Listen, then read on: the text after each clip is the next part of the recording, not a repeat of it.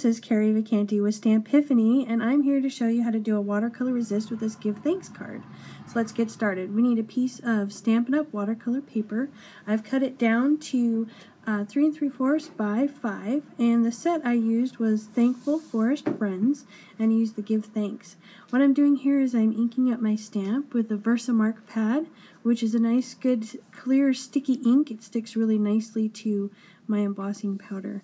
So I'm going to stamp that on my watercolor paper and then heat emboss that with some white embossing powder. Now if I wanted to, I could have used clear, but when I stamped this, I really wanted the image to be nice and a bright white when I got done with it. So it was very would contrast really well with the background.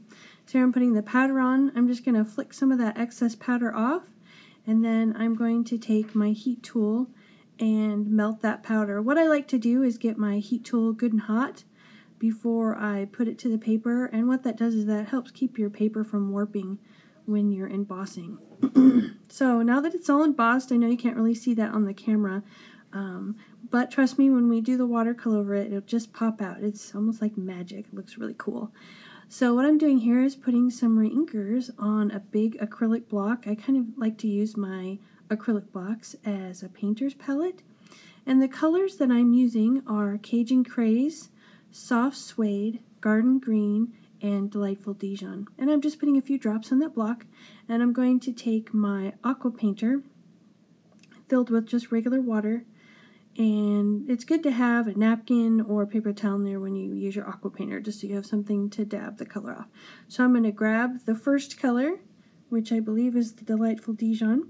Yep, and I'm going to just run that back and forth really fast, and you can see how the image, the embossed image, acts as a resist.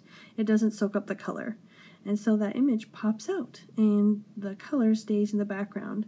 The next color I'm going to do, oh, I guess the first color was Soft Suede, sorry. And the second color was Dijon. And just finish that up, to go a little ways up with the Dijon. And now I'm going to take some of the Garden Green and just go up a little bit further. And in between the colors, I'm squeezing out the water and dabbing it off with my with just a tissue. And then lastly, Cajun Craze at the top. Now you could do any order you wanted to do. I was just doing this really fast. I just decided to turn on the camera and see how it went. So I got my 4 colors on there. Now I'm just going to dab off the color. And then I'm just going to start spreading out the color just a little bit more, blending them in. You can really leave it at a really sharp edges with the colors, or you can spread them out, whatever you want to do. This is kind of a fun and easy technique to just play around with the different images. So once you get that all done the way you like it, and you spread it out, you can either set this off to dry, or you can use your heat tool. And I'm going to use my heat tool again, just making sure I don't overheat it and melt my embossing. Now I'm taking a layer. This is Cajun Craze, and this is 4 by 5 1/4. And I'm just using my distress tool. This is one of our older ones that we used to sell. We do have a newer one now, and I can link that in the description box. But I'm just going around the edge just to rough it up a little bit, just to give it some nice, good texture, so it isn't just plain and straight.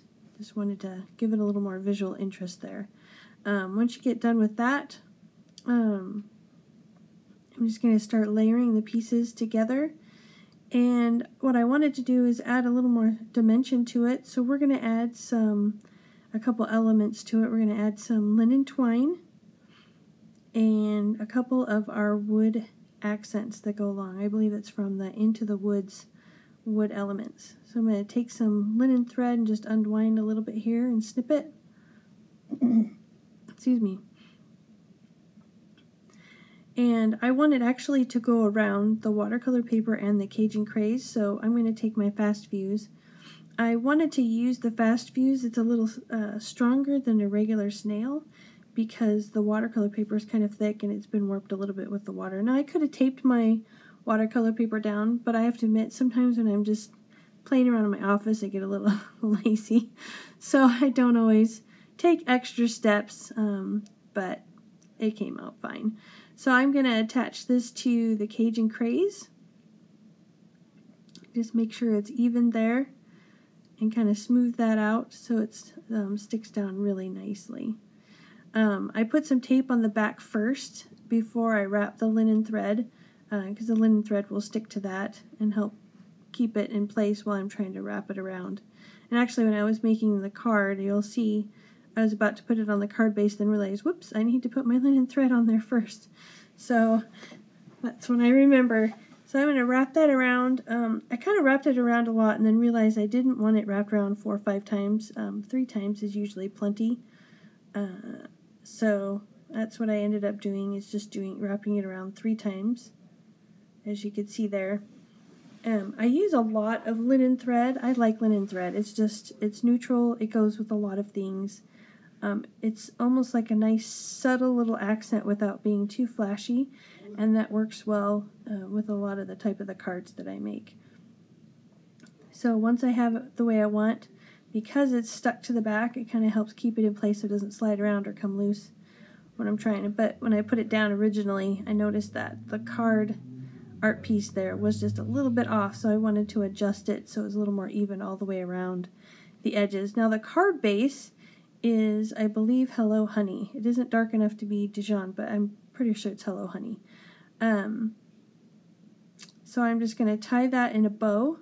And when I'm doing stuff like this, when I wrap ribbon around or linen thread, I like to actually tie it in a knot first so the string or the ribbon doesn't shift on me when I'm trying to make a bow. So you'll see me doing like a double knot there first, and then I'll tie it into a little bow.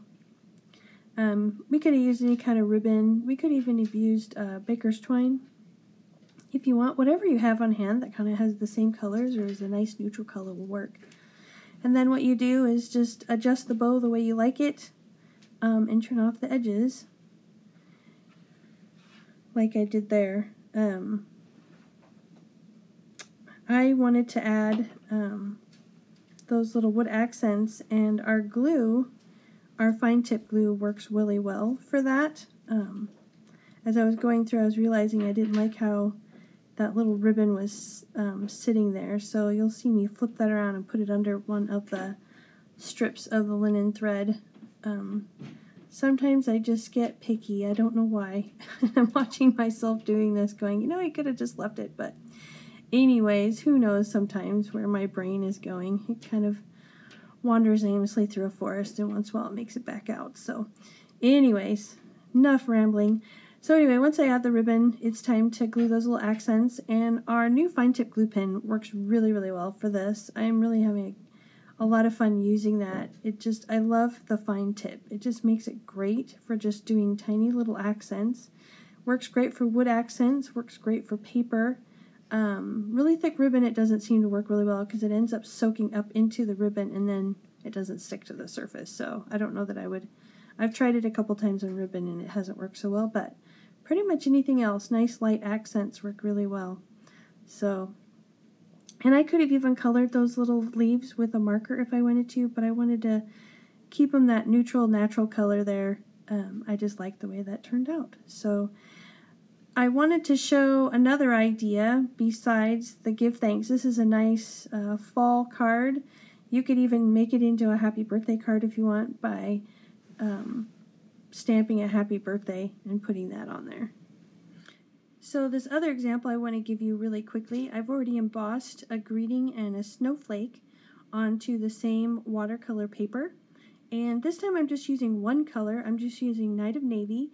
And I'm just going to drag my Aqua Painter down the front of the art piece, and you can see how the color kind of fades.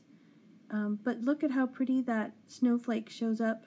And again, it's just embossed with VersaMark and white embossing. And I'm just going to add a little bit more blue at the bottom so the greeting pops out a little bit better. And this, I'll list all the supplies in the description box of both the cards of what I used to make these cards. But this card would be a really easy one if you need to make several for the holidays. It's pretty easy to put together and doesn't take a lot of time.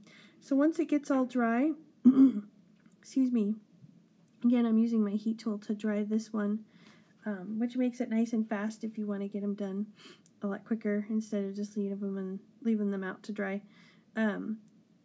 But what you can do is now just take this, and like I did the other one, on this one I did take my Kleenex and I buffed the embossing a little bit just to get that Night of Navy ink off of there, just to brighten up the image on the card.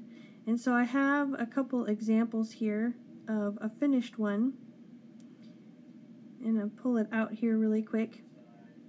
This is a finished one that I had done, same technique, and then I just accented it in the middle with some of our Winter Wonderland snowflake accents. These are just so beautiful. I just think they're so pretty. And I just took one of those, and because those are a little heavier, you don't want to use your fine tip glue pen.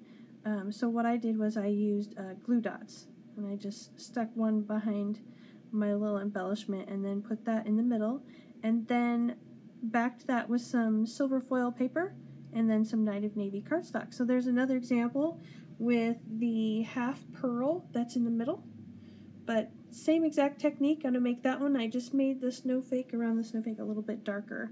So here's the watercolor resist ideas. I hope you enjoyed watching the video today, and go out and make something. Have a great day.